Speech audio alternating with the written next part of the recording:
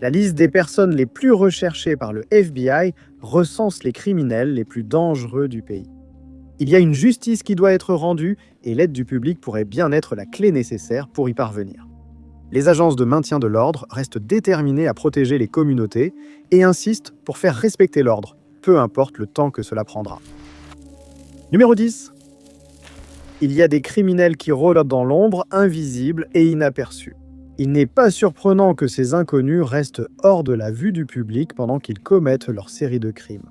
Ce qui choque la communauté, ce sont les crimes commis sous nos yeux par des personnalités connues, des gens qu'on n'aurait jamais à associer au crime organisé. Personne n'aurait imaginé que le snowboarder olympique canadien Ryan James Wedding figurerait sur la liste des personnes les plus recherchées du FBI. Wedding est né en 1981 à Thunder Bay, en Ontario, premier de 3 enfants. Lorsqu'il avait seulement 12 ans, son père a déménagé toute la famille de Thunder Bay vers la banlieue de Coquitlam, en Colombie-Britannique, dans la région du Grand Vancouver. C'est là que sa carrière de snowboarder a commencé. En 3 ans, Wedding gagna sa première course et rejoignit l'équipe nationale canadienne de ski. Lors du championnat du monde junior de 1999, il a participé à l'épreuve du slalom géant parallèle et a remporté une médaille de bronze. 2 ans plus tard, il a décroché l'argent en compétition. Wedding a ensuite participé aux Jeux olympiques d'hiver de 2002 à Salt Lake City, où il a représenté le Canada dans l'épreuve masculine du slalom géant parallèle. Il a fini 24e et a rapidement décidé de quitter la compétition de snowboard. Wedding est ensuite retourné à Vancouver et s'est inscrit à l'université Simon Fraser. Il s'est intéressé à la musculation et a travaillé comme videur. Après avoir étudié pendant 2 ans, Wedding a abandonné l'université et a commencé à spéculer dans l'immobilier. C'est à ce moment de sa vie que les choses allaient prendre un tournant que personne n'attendait. Pour financer ses investissements immobiliers, il a commencé à s'essayer à la culture de marijuana.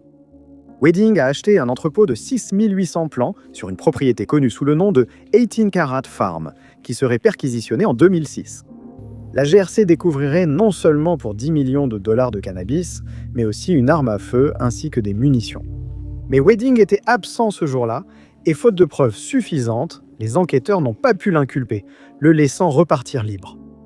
Il aurait également commencé à étendre son trafic de stupéfiants et on disait qu'il s'était associé à des trafiquants russes et iraniens qui faisaient le commerce de substances réglementées. En 2010, Wedding serait condamné pour avoir tenté d'acheter une substance réglementée à un agent du gouvernement. Il a été condamné à 4 ans de prison, mais a été libéré seulement 1 an plus tard, lançant par la suite ce qui allait devenir une entreprise criminelle. En 2012, Ryan Wedding serait désigné comme un baron de la drogue. À partir de 2024, la GRC, rejointe par le FBI et plusieurs autres agences, lancerait l'opération Giant Slalom. Leur cible n'était pas Wedding, mais une grande organisation criminelle liée à un cartel mexicain. Cette organisation acheminait de grandes quantités de méthamphétamine et d'autres substances réglementées d'Amérique centrale et du Sud, via les États-Unis, vers le Canada et d'autres pays. L'organisation a également été impliquée dans des homicides commandités à travers l'Amérique. Wedding dirigeait ce réseau et était recherché par les États-Unis et le Canada pour des accusations distinctes. En octobre 2024, dans le cadre de l'opération, Wedding, ainsi que 15 autres personnes, a été inculpé de plusieurs crimes. Pour l'ancien snowboarder, il faisait face à des accusations de trafic de stupéfiants, de direction d'un réseau criminel, de 3 chefs d'homicide et d'une tentative de commettre un homicide. Wedding est accusé d'avoir ôté la vie au couple marié, Jacques Tar et Arbahan Sidou, ainsi qu'à Mohamed Zafar.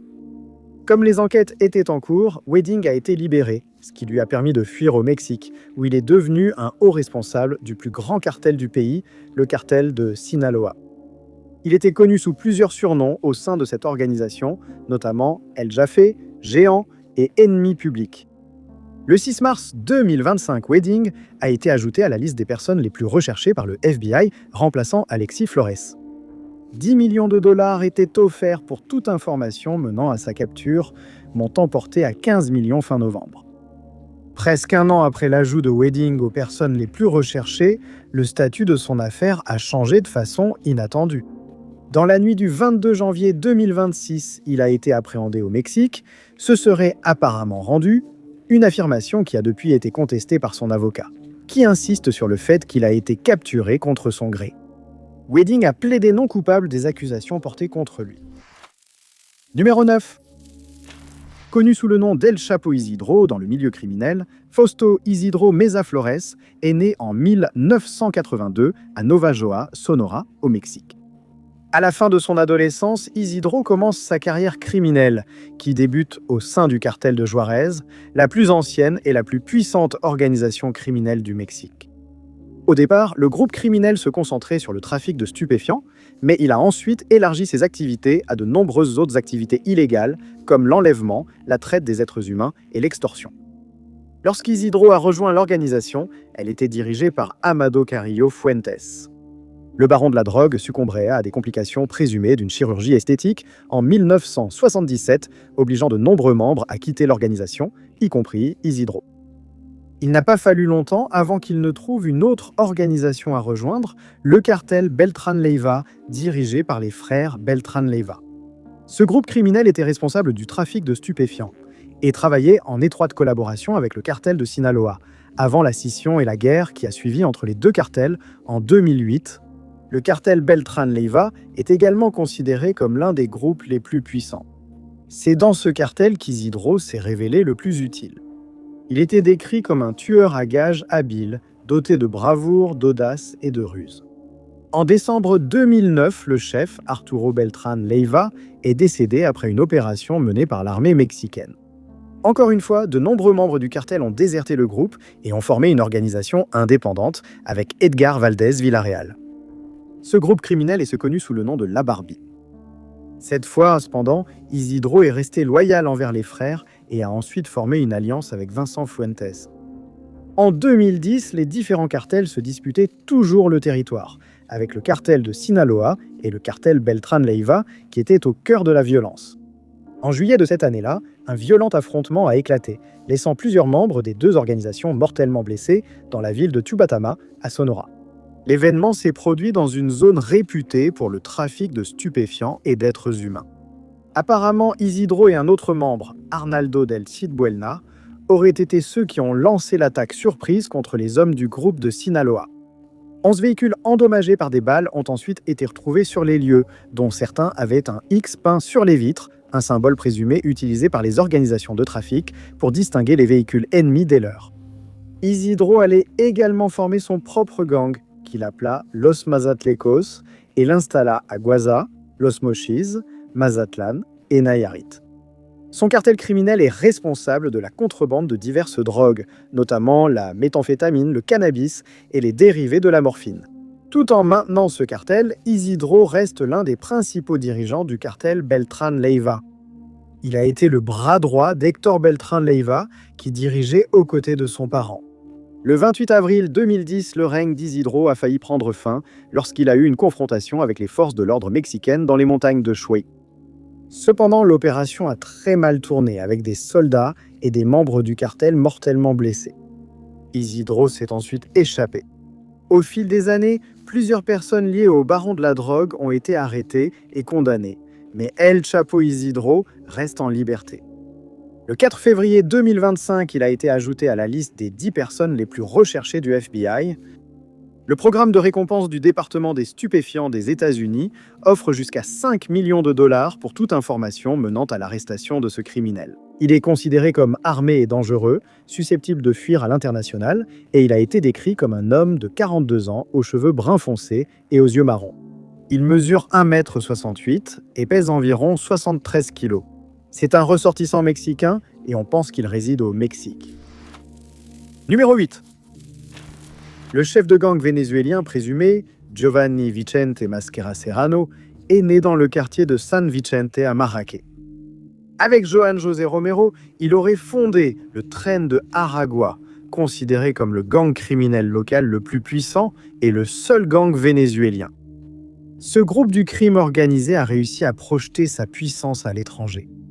Il est passé d'un gang de prison ordinaire à une menace transnationale avec un vaste éventail d'activités. Le gang serait dirigé par Héctor Rustenford Guerrero Flores, ou Niño Guerrero, comme on l'appelle. Héctor, un cofondateur, a formé le groupe dans la prison de Tocoron contrôlée par les gangs. La principale fonction de Serrano dans ce groupe est de superviser à la fois le réseau de trafic de stupéfiants et les homicides liés au Tren de Aragua à travers l'Amérique centrale, les États-Unis et la Colombie. Tren de Aragua est une organisation terroriste étrangère qui, d'après le Trésor américain, mène une campagne de terreur dans tout l'hémisphère occidental. Le groupe est impliqué dans le trafic de stupéfiants, le trafic de migrants, la traite d'êtres humains, l'extorsion, l'exploitation de femmes et d'enfants, le blanchiment d'argent et d'autres activités criminelles. Bien qu'il ne soit pas celui qui commet ces crimes lui-même, Serrano est responsable de s'assurer qu'ils aient lieu, faisant de lui l'instigateur de ces attaques illégales. Serrano est accusé de complot de distribution internationale, de soutien matériel à un complot d'organisation terroriste étrangère, ainsi que de fourniture ou tentative de soutien à une organisation terroriste étrangère. Comme pour Flores et Romero, Serrano est un homme recherché en Colombie et aux États-Unis, et ce depuis juillet 2024. Il n'a été ajouté à la liste des 10 personnes les plus recherchées du FBI pour des accusations de stupéfiants qu'en juin 2025. L'agence proposait d'abord 3 millions de dollars pour toute information menant à son arrestation, récompense qui a depuis été portée à 5 millions. Ce fugitif recherché utilise plusieurs pseudonymes et est né le 22 février 1988. Il est vénézuélien avec les cheveux noirs et les yeux marrons. Numéro 7. Le soir du 21 mai 2023, le Stars Bar and Grill est devenu le théâtre d'un crime effroyable. Un homicide qui a laissé 2 employés morts et une personne grièvement blessée. Ce soir-là, un homme de Washington, Samuel Ramirez Jr., est entré dans l'établissement avec une arme à feu. Ce qui avait débuté comme une simple visite au bar est devenu une confrontation soudaine. Selon les rapports, un client a remarqué que Ramirez portait une arme à feu et adoptait un comportement indésirable. Le client a rapidement informé les employés du bar, Katie Dunk et Jessica Owen. Elles ont toutes deux interpellé Ramirez au sujet de l'arme et de son comportement, mais la situation a empiré. Sur le parking, la confrontation s'est transformée en altercation physique avec Ramirez, qui aurait agressé l'une des femmes. Un autre client, qui était également armé, a tenté d'intervenir et a plaqué Ramirez au sol. Après s'être débattu au sol pendant plusieurs minutes, il a déclaré qu'il en avait fini avec la bagarre et le client l'a relâché. En faisant cela, Ramirez a sorti son arme et a tiré sur toutes les personnes autour. Katie et Jessica ont perdu la vie, plusieurs tirs ayant été dirigés directement sur elles. Une troisième victime, le client qui a tenté de l'arrêter, a essuyé 9 tirs, mais a survécu avec une seule blessure au bras.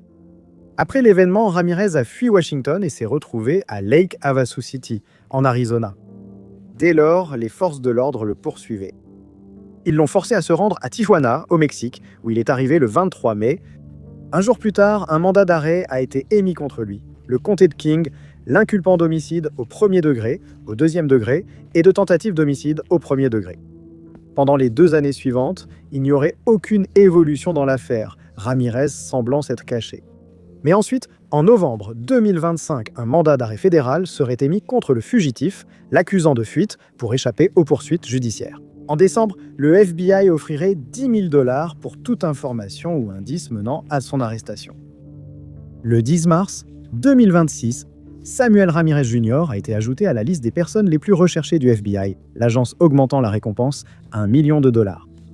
Puis miraculeusement, seulement 1 heure et 13 minutes après avoir été placé sur la liste, Ramirez a été arrêté.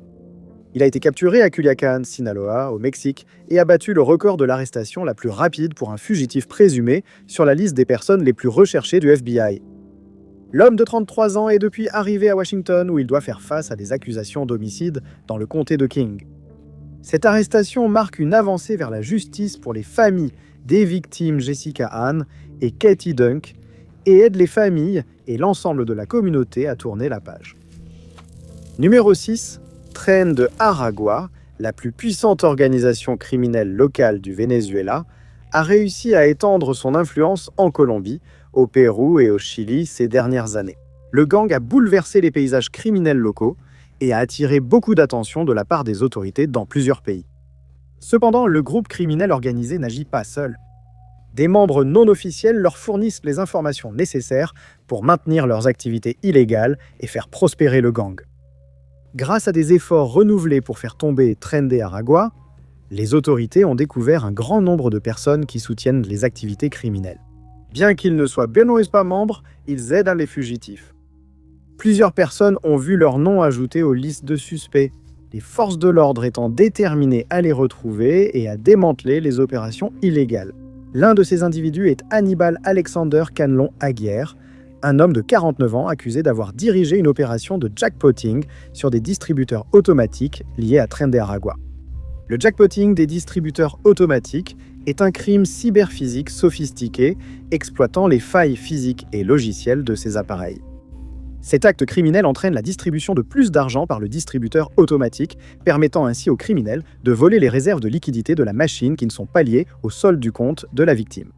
Les voleurs non détectés peuvent emporter tout l'argent présent dans la machine au moment des faits. Aguirre serait apparemment responsable de la mise en œuvre de ce stratagème à l'échelle internationale. Il a envoyé des équipes aux États-Unis pour voler des millions et des millions de dollars à plusieurs institutions financières. L'argent récolté par cette activité était ensuite remis au gang vénézuélien, une organisation terroriste étrangère désignée. Selon le FBI, Aguirre et d'autres ont mené cette opération de jackpotting depuis janvier 2024 en installant des logiciels malveillants sur des distributeurs pour déclencher des retraits d'argent non autorisés. L'argent liquide est ensuite acheminé via un réseau complexe de blanchiment et parvient vite aux financiers du gang. Selon les rapports, Aguirre a été surnommé Prométhée ou l'ingénieur. Un mandat d'arrêt fédéral a été émis contre ce fugitif en décembre 2025. Ajouté à la liste des 10 fugitifs les plus recherchés du FBI le 12 mars de cette année, il est accusé d'avoir dirigé un complot international pour voler des millions aux États-Unis via le jackpotting des distributeurs automatiques. Le FBI a d'abord lancé une alerte en février concernant la recrudescence de ces scandales, avec plus de 700 incidents enregistrés rien qu'en 2025 pour une perte de plus d'1 million de dollars. Aguirre n'est qu'un des 93 membres partisans et dirigeants de Tren de Aragua, contre lesquels le ministère de la Justice a engagé des poursuites, spécifiquement en lien avec le jackpotting des distributeurs automatiques. L'escroc des distributeurs automatiques est considéré comme armé et dangereux, et le FBI offre une récompense d'1 million de dollars pour toute information menant à son arrestation. Aguirre a été décrit comme un homme né au Venezuela, mesurant 1,65 m et pesant environ 86 kg. Il a les cheveux noirs et gris et toute information doit être transmise directement au FBI. Numéro 5. Armin Moini, un ressortissant suédois, est né en juin 1991. On connaît peu ses origines et son éducation, mais quelque chose au cours de sa vie l'a conduit à une vie criminelle. Moini, appelé un héros par les forces de l'ordre, a été identifié comme la figure centrale derrière une grande organisation criminelle connue sous le nom de Nero Network. Cette organisation criminelle a été impliquée dans des activités illégales à grande échelle, notamment la vente importante de stupéfiants, le trafic et des opérations de blanchiment d'argent qui ont lieu dans toute l'Europe. Le rôle de Moini dans le crime organisé a mis en évidence l'ampleur et la sophistication que les réseaux criminels modernes ont atteintes. Son affaire illustre à la fois les crimes graves d'un individu et les défis persistants des forces de l'ordre contre le vol de stupéfiants et la criminalité financière à l'échelle mondiale. Moini, aujourd'hui, âgé de 34 ans, a été ajouté à la liste des fugitifs les plus recherchés d'Europe le 23 mars de cette année. Mais la police tente de l'arrêter depuis plusieurs années. La traque de Moini remonte à 6 ans, à l'été 2020, lorsque les forces de l'ordre ont perquisitionné un bureau de change apparemment anodin à Stockholm. Mais à travers la World Exchange, dans ce bureau clandestin, des centaines de millions provenant du trafic de stupéfiants étaient en train d'être blanchis. 16 réseaux criminels dont Varbi étaient impliqués, ainsi qu'une somme d'au moins 220 millions de couronnes, et derrière tout cela se trouvait Moini. Le chef présumé du réseau Nero, un caïd présumé, a échappé à l'arrestation et on pense maintenant qu'il opère en dehors de la Suède. Selon l'enquêteur principal dans l'affaire de Moini, Magnus Sola, en seulement 1 an et demi, le compte du fugitif a vu transiter 88 millions de couronnes. L'organisation criminelle a gagné en notoriété grâce à des enquêtes liées à un réseau de communication crypté basé en Europe et à un fournisseur de services connu sous le nom d'Encrochat. Encrochat n'était pas seulement utilisé par Nero, mais c'était aussi le système exploité par plusieurs groupes du crime organisé pour faciliter des activités illégales. On l'appelle le LinkedIn du crime organisé et il fournissait aux criminels des téléphones Android modifiés avec une messagerie sécurisée, la VoIP, et même une option d'effacement d'urgence. En 2020, grâce à l'opération Emma, les forces de l'ordre internationales ont pu infiltrer le réseau et le démanteler.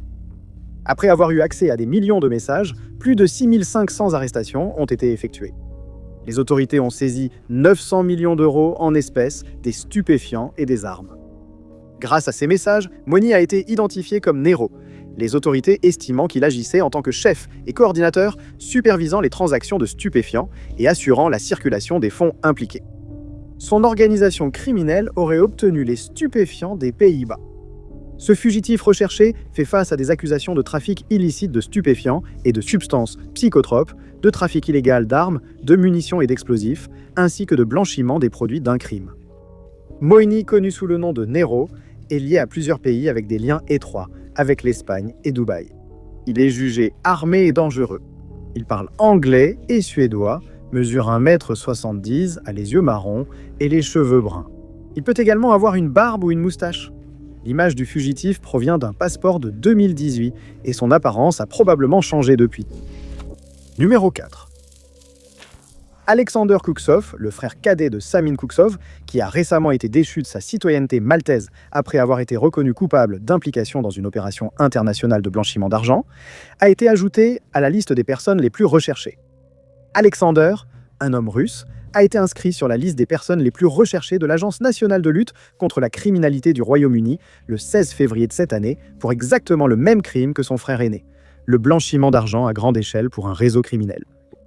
Le jeune homme de 23 ans posséderait un passeport doré maltais, une citoyenneté acquise par des étrangers fortunés hors de l'Union européenne. Ce passeport autorise son titulaire à vivre, travailler et voyager librement dans tous les États membres de l'Union européenne. En 2024, la Cour de justice européenne a statué que la vente de la citoyenneté de cette manière est illégale. Pourtant, Alexandre détient toujours un passeport doré, lui donnant accès à jusqu'à 27 pays. La NCA a allégué que le jeune fugitif appartenait à un groupe criminel organisé et avait participé au transfert de millions de livres d'argent illicites à travers le Royaume-Uni. On pense que cet événement a eu lieu en 2022 alors qu'Alexandre n'avait que 19 ans. Cette année-là, les autorités ont mis au jour le principal réseau criminel, qui opérait à la fois avec de l'argent liquide et des crypto-monnaies. Ce coup de filet est dû à l'opération Déstabilise, menée par l'Agence nationale de lutte contre la criminalité. Au cours de 3 années, elle a mis au jour un vaste réseau de blanchiment d'argent, auquel Alexander est directement lié. Ce réseau a été relié à des cartels d'Amérique du Sud, au groupe du crime organisé Kinean, et même à l'espionnage russe. Les services de police en France, en Finlande, en Espagne, en Irlande, aux Pays-Bas, aux États-Unis et aux Émirats arabes unis ont travaillé aux côtés de la NCA pour enquêter sur ce réseau. 3 ans après le début de l'opération, les autorités ont révélé les résultats de l'enquête jusqu'à présent. Les rapports indiquent que jusqu'à 84 personnes ont été arrêtées dans le cadre de l'opération Déstabilise pour leur affiliation avec le réseau, dont 71 au Royaume-Uni, 6 individus des réseaux majeurs de blanchiment d'argent et plusieurs entreprises ont été sanctionnés en conséquence. 20 millions de livres sur 700 millions de livres de vente de stupéfiants ont été saisis grâce à cet effort. Le projet a montré comment les organisations criminelles exploitent le système financier moderne, y compris les crypto-monnaies, pour dissimuler l'origine des fonds illicites. Alexandre et son frère seraient tous deux à l'origine de la coordination des coursiers pour transporter l'argent illégal. Ils sont aussi accusés d'avoir facilité sa conversion, notamment en crypto-monnaie, compliquant davantage le traçage. L'arrestation de Salmon et son emprisonnement ultérieur ont finalement laissé Alexandre responsable de la poursuite de l'opération illégale. Lorsqu'il a été inscrit sur la liste des personnes les plus recherchées, le fugitif mesurait 1,98 m et avait une carrure musclée. Il a les cheveux blonds, coupés courts et un teint pâle. À ce stade, l'endroit où se trouve Alexandre Kuksov reste inconnu. Son passeport doré, semble-t-il, est toujours en vigueur, bien qu'il ait fait l'objet d'un examen minutieux et que sa citoyenneté n'ait pas encore été révoquée, mais ses projets de voyage ont été quelque peu limités. Numéro 3. L'ancien rappeur suédois d'origine tunisienne, connu sous le nom de Sen Mowgli, est né à Upplandbro, dans le comté de Stockholm, le 24 avril 1998.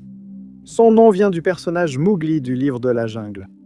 Ses amis l'ont surnommé ainsi car il ressemblait au personnage. Le rappeur a débuté avec 50, un autre rappeur suédois, avec le single Problem en 2020. À l'occasion de la sortie de la chanson, ils ont également créé un collectif hip-hop appelé Livet Le Care Music. Leur carrière musicale semblait bien se dérouler jusqu'en 2021, lorsque les deux individus ont été arrêtés et condamnés pour possession aggravée de stupéfiants. Mowgli, né sous le nom de Mohamed Rached Modi, a écopé d'1 an et 10 mois de prison, mais il a fait appel et a ensuite été acquitté. 50 né Ramon Ephraim Guidé a été condamné à 2 ans et 10 mois de prison. En 2022, Mohamed a mis fin à sa carrière musicale, écrivant sur sa page Instagram que la musique, c'est amusant, mais rien de plus que cela. Après sa carrière musicale, Mohamed a suivi une voie plus criminelle et a été désigné comme un gangster suédois ayant été lié à plusieurs crimes organisés graves. Il a été découvert qu'il fait partie des dirigeants de l'organisation criminelle connue sous le nom de Bridge Network, un proche allié du Foxtrot Network, une organisation criminelle transnationale notoire basée en Suède. Foxtrot est lié à des groupes criminels de trafic de stupéfiants importants. Ils participent aussi au trafic d'armes et ont nettement accru la criminalité violente en Europe du Nord, notamment les meurtres commandités et les agressions. Le Bridge Network est basé à Upplands-Bro et existe depuis très longtemps. Ces dernières années, sa direction a été reprise par une génération plus jeune. Le gang est lié à des crimes liés aux stupéfiants et aux armes, et Mohamed et son groupe criminel sont étroitement liés à Rawa Majid ou le renard kurde. Le Bridge Network est connu pour commettre des actes violents très médiatisés au nom de Rawa Majid. Les crimes violents comprennent des meurtres à gages et trafic de stupéfiants. Le frère de Mohamed, Yassine, fait également partie du groupe criminel et il est actuellement en détention pour des accusations d'homicide. Les autorités ont identifié plusieurs membres du groupe, dont certains ont déjà été arrêtés. Mohamed est reconnu comme un membre de rang intermédiaire du Bridge Network, bien que son rôle précis reste inconnu. Il a été ajouté à la liste des fugitifs les plus recherchés de l'UE le 12 mars de cette année, pour des accusations de trafic illicite de stupéfiants et de substances psychotropes, homicide, coups et blessures graves, préparation à commettre un homicide, complot en vue de commettre un homicide et infractions particulièrement graves liées aux stupéfiants. Mohamed Rached Modi a 27 ans. Il est de nationalité suédoise et ne parle que le suédois. Il mesure 1,75 m et a les yeux marrons ainsi que les cheveux foncés. Il a des taches de naissance sur les 2 bras et est considéré armé et dangereux. Numéro 2. Richard James Schuller est un Américain connu de la plupart sous le nom de Richard Heart. Ce nom peut sembler familier aux utilisateurs de crypto-monnaies. Schuller est le fondateur controversé de X, une crypto-monnaie basée sur Ethereum. Elle se présente comme un certificat de dépôt à haut rendement et permet aux utilisateurs d'obtenir des rendements en immobilisant leurs jetons sans récompenser mineurs ni validateurs. La création crypto de Schuller promettait de grandes récompenses de staking, mais elle a également fait l'objet d'un examen sérieux en raison des fraudes qui y sont associées. Selon la SEC, Schuller est responsable d'avoir utilisé X pour proposer des valeurs mobilières non enregistrées et commettre une fraude, ce qui a entraîné une forte baisse de la valeur marchande de la monnaie. En seulement une semaine, la valeur du jeton a chuté de 30% pour atteindre 0,0039. En décembre 2024, Interpol a émis une notice rouge à la demande de la Finlande pour rechercher le fondateur de X, déclenchant ainsi des procédures d'extradition. Le 9 février 2026, Schuller sera ajouté à la liste des fugitifs les plus recherchés d'Europe et sera signalé comme recherché par la Finlande. Il est accusé de fraude, notamment au détriment des finances quali des communautés européennes. En plus de cela, Schuller se soustrait également à l'impôt, n'a pas respecté une obligation légale relative à la fiscalité, n'a pas déposé de déclaration fiscale professionnelle pendant plusieurs années et n'a pas complété les informations concernant ses revenus sur les formulaires fiscaux personnels pré-remplis. Le montant total des impôts qu'il a éludés s'élève à des centaines de millions d'euros. Selon Daily Planet Daily, la police finlandaise a depuis saisi des montres de luxe appartenant au fondateur de X, d'une valeur de près de 3 millions de dollars. Il aurait dépensé plus de 12 millions de dollars provenant de X en biens de luxe, notamment des montres, des voitures de sport et une bague en diamant de 555 carats. Depuis, il a été vu dans des vidéos exhibant des valises Louis Vuitton contenant des dizaines de montres qu'il affirme valoir jusqu'à 9 millions d'euros Schuller a commis une fraude, fraudé le fisc, et il est recherché pour avoir prétendument agressé un adolescent. Selon les rapports, Schuller a saisi la victime par les cheveux et l'a frappé plusieurs fois. Fin décembre 2024, il a publié un message énigmatique sur X, laissant entendre qu'il était un homme recherché, disant « Toute ma vie, je me suis préparé pour l'avenir. Je l'ai anticipé, je l'ai créé. Je ne me suis jamais senti aussi en sécurité et je suis enthousiaste à l'idée de l'avenir. » Il a ajouté « C'est agréable d'être recherché. Rien ne peut arrêter une idée dont l'heure est devenue. » Richard James Schuller peut agir sous l'alias Richard Hart. Il est de nationalité américaine et parle anglais. Il a maintenant 46 ans et fait face à des accusations à la fois en Finlande et aux États-Unis. Numéro 1. En août 2014, Vu Kevin Young, âgé de 31 ans, son frère Viet, âgé de 28 ans et une troisième personne non identifiée ont été enlevés à Philadelphie, en Pennsylvanie. Derrière le masque qui cachait son identité se trouvait Chung Duk Liu, que les trois hommes connaissaient tous. Apparemment, il lui devait 300 000 $, une dette liée à des stupéfiants non précisés. On rapporte que Liu aurait enlevé les hommes et les aurait soumis à des conditions atroces. Kevin et Viet auraient ensuite été conduits à la rivière Schuylkill, où ils auraient été mortellement blessés, lestés avec du ciment et jetés dans la rivière. Le troisième homme a survécu et s'est échappé. C'est pour enlèvement et homicide que Liu ferait l'objet d'un mandat d'arrêt fédéral en 2019 et la 539e entrée sur la liste des 10 fugitifs les plus recherchés du FBI en 2026 avec des accusations de complot en vue de commettre un enlèvement et 3 chefs d'enlèvement. Il est également accusé d'autres crimes graves, notamment de déplacement interétatique et d'aide aux rackets, de complot en vue de recouvrer une dette par des moyens extorsifs, de recouvrement d'une extension de crédit par des moyens extorsifs, de complot en vue de distribuer du cannabis, ainsi que de complicité.